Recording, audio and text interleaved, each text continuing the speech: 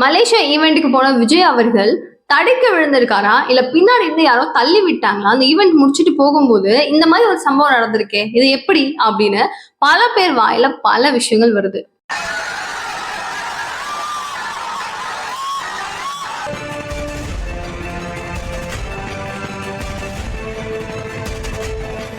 குட்டி போத தள்ளாட்டம் செம்ம சரக்கு அவருக்கு.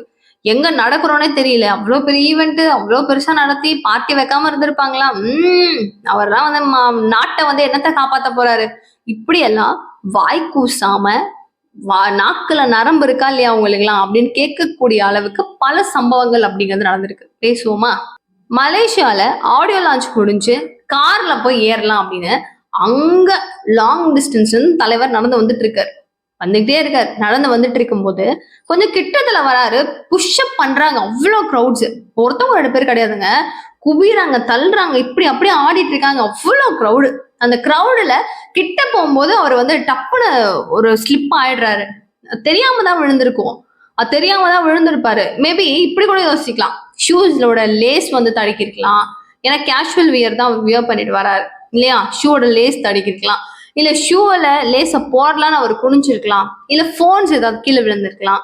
கையில எடுத்துட்டு வந்தது அது குனிஞ்சு கூட அவர் எடுக்க பார்த்திருந்திருக்கலாம். இல்லையா கால் கூட ஸ்லிப் ஆயிருக்கலாம். இப்படிதான் நடந்திருக்கும். நம்ம சும்மா யோசிச்சு பாருங்க. சும்மா நடந்துதாங்க போவோம். நடந்து போயிட்டே இருக்கும்போது தெரியாம நம்ம கால் இப்படி இப்படி வச்சுட்டு போற காலே தெரியாம ஒரு ஸ்கிட் அடிச்சு நம்ம ஒரு கால் இப்படி தெரியாம ஒரு விரல் தடிக்கலாம். ஐயோ அப்படின்னு போய் செவுத்த புடிச்சிட்டு பேலன்ஸ் பண்ணதெல்லாம் உண்டா இல்லையா? நடந்திருக்கா இல்லையா? சும்மா நம்ம யாருமே தள்ளுறதுக்கு கூட இருக்க மாட்டாங்க. டிஸ்டர்ப் பண்ண ஒரு நபர் கூட பக்கத்துல இருக்க மாட்டாங்க. வாலண்டரா நம்மளோட கால் தடிக்கே நம்ம விழுந்திருக்கோமா இல்லையா? நடந்திருக்கும் எல்லாருக்கும். இப்படி இருக்கும்போது இவ்வளோ க்ரௌட மேனேஜ் பண்ண முடியாம மனுஷன் காரை திறக்கிறதுக்குள்ள ஒருத்தர் கதறாரு. திறந்து விட்டு சார் உள்ள போயிடுங்க சார். வாடா நான் ஓடிடுறேன்டா சாமின்ற அளவுக்கு அவர் வேற இருப்பாவும். என்னவோ நடந்திருக்கு, தடுக்கிருக்கு. அத போய் மீடியா எப்படி தெரியுமா ப்ரொஜெக்ட் பண்றாங்க?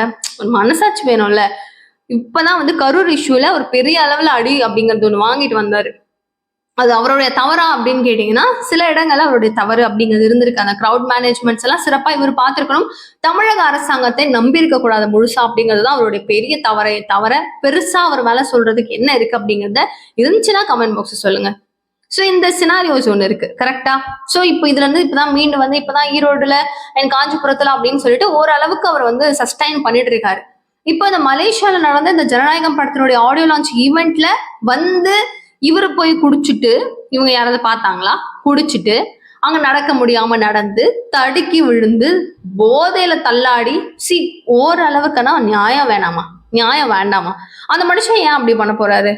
எனக்கு வந்து அவர் சொல்றாரு ஒரு வார்த்தை, எனக்காக எல்லாத்தையுமே தியாகம் செஞ்ச என்னுடைய ரசிகர்களுக்காக நான் எனக்கு பிடிச்ச படத்தை வந்து நான் தியாகம் பண்றேன், இதை விட்டுடுறேன், எனக்கு வேண்டாம், நான் இதுக்கப்புறம் மக்கள் பணி செய்ய போறேன் அப்படிங்கிறாரு.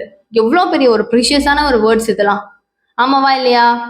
யோசிச்சு யோசிச்சு மனசு வருத்தமாகும். ஐயோ இப்படி சொல்லிட்டாரே, எனக்காக எல்லாத்தையுமே விட்டு கொடுத்த என்னுடைய ரசிகர்களுக்காக நான் என்னுடைய சினிமா பயணத்தை விட்டு கொடுக்குறேன்றதுக்கு இவ்வளோ பெரிய ஒரு வார்த்தை. அந்த வார்த்தையெல்லாம் சொல்லிட்டு மக்களுக்காக நான் செய்வேன்னு சொல்லிட்டு போய் குடிச்சிட்டு உட்காந்துருப்பாங்களா? நீங்களே சொல்லுங்க. இதை பார்த்த உடனே தமிழக வெற்றி கழகத்தை சார்ந்த நீங்க எல்லாம் பேசுற மாதிரி தற்குறி அனில் குஞ்சு என்ன வேணா பேசிக்கோங்க. அவங்க கேட்கிற பாயிண்ட்ஸ் ஒன்னு வேலிடான பாயிண்ட்.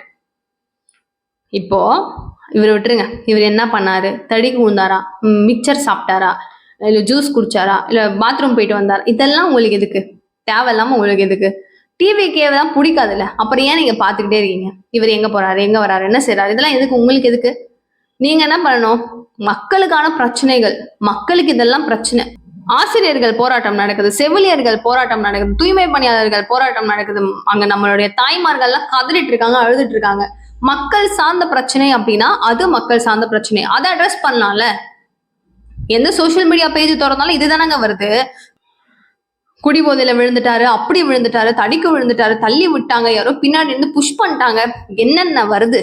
ஃபுல் டைம் விஜய மட்டுமே பார்த்து அவர் அப்படியே கரைச்சு புடிச்சிட்டு இருக்கேன் நானு அப்படிங்கிற அளவுக்கு காமிக்கிறாங்கல்ல.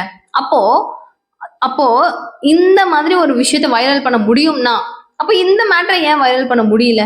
அப்ப எல்லாருக்குமே டவுட்ஸ் வருதா இல்ல? அப்ப நீங்க எல்லாம் பயப்படுறீங்க, அப்ப மக்களுக்கு நீங்க ஆதரவா இல்ல, மக்களுக்கான குரலா எந்த நியூஸ் சேனல்ஸும் இல்ல, எந்த மீடியாஸும் இல்ல, முழுக்க முழுக்க விஜய கவுக்கணுங்கிறது தான் உங்களுடைய பிளானா? இருக்குமா இல்லையா? கேட்பாங்களா மாட்டாங்களா? தமிழக வெற்றி கழகம் நலுக்கு முழுக்குன்னு கேக்குது. உறுப்பினர்கள் வச்சு செஞ்சு விட்டுட்டு இருக்காங்க மற்ற கட்சியினரையும் மற்ற மீடியாஸையும். யாரெல்லாம் விமர்சனம் பண்றாங்களோ அவங்கள. எதுக்கு நீங்க பேசுறீங்க அப்படிலாம்? நீங்க ஏன் பேசுறீங்க? யாரு தள்ளான்னு உங்களுக்கு தெரியுமா? நீங்க வந்து பாத்தீங்களா? அவர் எப்படி ஊந்தாருன்னு உங்களுக்கு தெரியுமா? மக்கள் பிரச்சனை அது. விஜய் உழறது மக்களுடைய பிரச்சனையா? அவர் உழுந்தாலும் எழுந்தாலும் அது அவருடைய பிரச்சனை. அவர் பார்த்துப்பாரு. அவருடைய ரசிகர்களுக்கு பிரச்சனையான்னு கேட்டீங்கன்னா அவருக்கு தான் ஒண்ணுமே ஆகலையே, ஒண்ணுமே பிரச்சனை இல்லை. அதெல்லாம் அப்படி விழுந்து ஆனாலுமே பிரச்சனை கிடையாது. ஏன்னா அதனால எல்லாருடைய லைஃபும் பாதிக்குமான்னு கேட்டீங்கன்னா அப்படி கிடையாது. பட் மக்கள் அங்க தாய்மார்கள், செவிலியர்கள், ஆசிரியர்கள் எவ்வளவு பேர் போராட்டம் அப்படிங்கறது செய்துட்டு இருக்காங்க. எந்த போராட்டம்? சும்மாவா அவங்க போய் உட்காந்து கத்திட்டு கிடக்குறாங்க? கொடுத்த வாக்குறுதிக்காக எங்களுக்கு சொன்னீங்கல்ல அதை செய்யுங்களேன் அப்படின்னு சொல்லி கேட்கறதுக்கு கெஞ்சிட்டு இருக்காங்க, போராட்டம் பண்ணிட்டு இருக்காங்க. அதெல்லாம் அட்ரஸ் பண்ண மாட்டீங்க, அதெல்லாம் ட்ரெண்ட் பண்ண மாட்டீங்க, அதெல்லாம் பெரிய அளவுல மீடியா பேச மாட்டீங்க. இதை மட்டும் தான் பேசுவீங்களா அப்படிங்கறத தமிழக வெற்றி கழகத்தை சார்ந்த நபர்கள் ஒருவர்களும் கேட்டுட்டு இருக்காங்க. மக்கள் பிரச்சனையை பேசுங்க, அதுக்கப்புறம் இந்த மாதிரி பிரச்சனைக்கே நீங்க அட்ரஸ் பண்ண வரலாம், சாம் போங்க அப்படிங்கறதும் சொல்றாங்க. சோ கிட்டத்தட்ட தமிழக வெற்றி கழகம் அப்படிங்கிற இந்த கட்சி கொடி கூட மலேசியால அலவுட் கிடையாது அப்படின்னு சொன்னதை தாண்டி ஒரு நபர் எடுத்துட்டு வந்திருந்தாரு. அவர் அரெஸ்ட் பண்ணிட்டாங்க. லீகல் ஆக்ஷன்ஸ் என்னென்ன எடுக்கணுமோ அது எல்லாத்தையுமே எடுத்துட்டாங்க. இதெல்லாம் ஒரு புறம் நடக்குது. ஸோ அந்த மேடையில அவருடைய ஸ்பீச் அப்படிங்கிறது ரொம்ப மாசா இருந்தது. மாலிக் அப்படிங்கிற ஒரு நபர் தான் டோட்டலா அந்த ஃபங்க்ஷன்ஸ் அப்படிங்கறத மலேசியால ஆர்கனைஸ் பண்ணியிருக்காரு. கிட்டத்தட்ட 60 கோடி அளவுக்கு ஒரு 2 நாட்கள்ல லாபம் அப்படின்னு சொல்லப்படுது. அண்ட் சுத்தி இருக்கிற நிறைய ஏரியாஸ்ல இருக்கிற லைக் அவங்க ஒரு நபர்கள், அவங்க சிறு தொழில் செய்யறவங்களாகட்டும், பெருதொழில் செய்யறவங்களாகட்டும், அண்ட் ரூம்ஸ் வச்சிருக்கிறவங்களாகட்டும், லாட்ஜ் வச்சிருக்கிறவங்க, ஹோட்டல்ஸ் வச்சிருக்கிறவங்க, ரெஸ்டாரண்ட் வச்சிருக்கிறவங்க அப்படின்னு சொல்லிட்டு எல்லா துறையை சார்ந்தவர்களுக்கும் ஒரு நல்ல வசூல். மலேசியா காசு மழையில கொட்டுது புரளுது அப்படின்னு சொல்லிட்டு ஒரு நல்ல பேர் அப்படிங்கிறது விஜய் அவர்களுக்கு இருக்கு. வந்தாரு, சிறப்பா முடிச்சாரு, அழகா கிளம்பிட்டாரு. என்ன பிரச்சனை? ஏதாவது பிரச்சனையா? தெரியாம தடுக்கிட்டாரு. அது கூட அப்படி சொல்லலாமா? அவரை வந்து இவ்வளோ பேர், ஒரு 1.5 லட்சம் பேர் அவரை பார்த்து ரசிச்சு அந்த மனுஷனுக்கான ஒட்டுமொத்த நாளாவே அந்த நாள் இருந்தது. அதனால வந்து எல்லாருக்கும் வயித்தெரிச்சல் இப்படி கூட நடந்திருக்கலாம் அப்படின்னு நிறைய பேர் சொல்றாங்க. அவங்கெல்லாம் யார் வரப்போறா அப்படின்னு சொன்னதை தாண்டி சென்னையிலயோ இல்ல மற்ற தமிழகத்துல எங்க வச்சிருந்தாலும் இவ்வளோ க்ரௌட்ஸை மேனேஜ் பண்ண முடியுமான்னு தெரியல. என்ன வேணா பேசியிருப்பாங்க. பட் இன்னைக்கு அங்க ஒரு க்ரௌடுன்னு இருக்குல்ல, அங்க கூட்டின கூட்டம்னு ஒண்ணு இருக்குல்ல, அப்பா அப்படி ஒரு க்ரௌட், சந்தோஷம் எல்லாருக்கும். ஐயோ நம்ம தமிழகத்துல வைக்கலையே அப்படிங்கிற ஒரு ஃபீலிங்ஸ் இருந்தாலும் they know the situations right now. யாரால இந்த பிரச்சனை, இங்க வச்சா என்ன பிரச்சனை வரும், என்னெல்லாம் நடக்கும் அப்படிங்கிறது மக்களுக்கு தெரியும் அப்படிங்கிற காரணத்தினால அவங்க புரிஞ்சுக்கிறாங்க. ஓகே, எங்க இருந்தாலும் நல்லபடியா முடிஞ்சுக்கணும், எந்த பிரச்சனையும் தளபதிக்கு வரக்கூடாது அப்படிங்கிறது. ஸோ நல்லபடியா முடிஞ்சு நல்லபடியா போற நேரத்துல இப்படி நடந்துச்சுன்னா அந்த வைத்தறிச்சல் தான் காரணம். பல கட்சியினருடைய வைத்தறிச்சல் அப்படிங்கிறது, புகைச்சல் அப்படிங்கிறது இப்படி பிரதிபலிச்சிருக்கு அப்படின்னு நினைச்சுக்கலாம். ஸோ ஃபைனலி அவர் தடிக்கு தான் விழுந்திருக்காரு, வேற ஒன்றும் கிடையாது. பெருசா உருட்டும் அளவுக்கு எந்த சம்பவமும் கிடையாது அப்படிங்கிறத தெளிவுபட உங்களுக்கு நான் புரிய வைக்கிறேன். அடுத்து நம்ம நல்ல ஒரு கண்டென்ட்டோட மீட் பண்ணுவோம். தேங்க்யூ ஸோ மச் ஃபார் வாட்சிங் திஸ் வீடியோ. பாய்.